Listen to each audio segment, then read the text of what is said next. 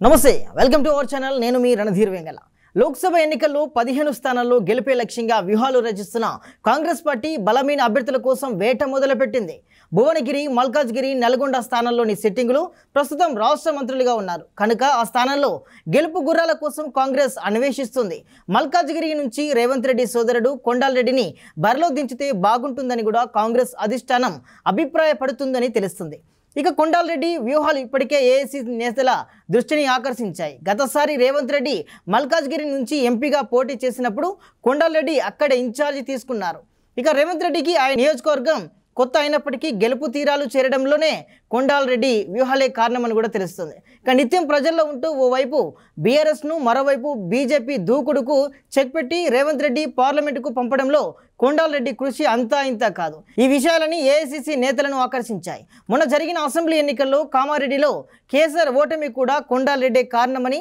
స్థానిక నేతలు చెబుతున్నారు రేవంత్ రెడ్డి కోసం కొండాలరెడ్డి రంగంలో దిగడం వల్లనే అక్కడ బీజేపీ గెలుపు సులువైంది లేదంటే కేసీఆర్ గెలిచేవారని ఇంటా బయట చెప్పుకుంటున్నారు గత ఎన్నికల్లో మల్కాజ్గిరిలో ఎన్నికల్లో కామారెడ్డి తనదైన చతురత చూపించారు కొండాలరెడ్డి ట్రబుల్ షూటర్గా పేరుగాంచిన కొండాలరెడ్డిని మల్కాజ్గిరి బరిలో దించితేనే కాంగ్రెస్ జెండా ఎగరవేయగలమని కూడా కాంగ్రెస్ అధిష్టానం భావిస్తుంది అయితే రేవంత్ రెడ్డి ఫ్యామిలీ నుంచి మరో వ్యక్తి ప్రత్యక్ష ఎన్నికల్లోకి వస్తే సీఎంపై విమర్శలు వస్తాయని ముందు వెనుక ఆలోచిస్తున్నట్లు తెలుస్తుంది కానీ ఫైనల్గా ఎలాంటి నిర్ణయం తీసుకుంటారో వేచి చూడాల్సిందే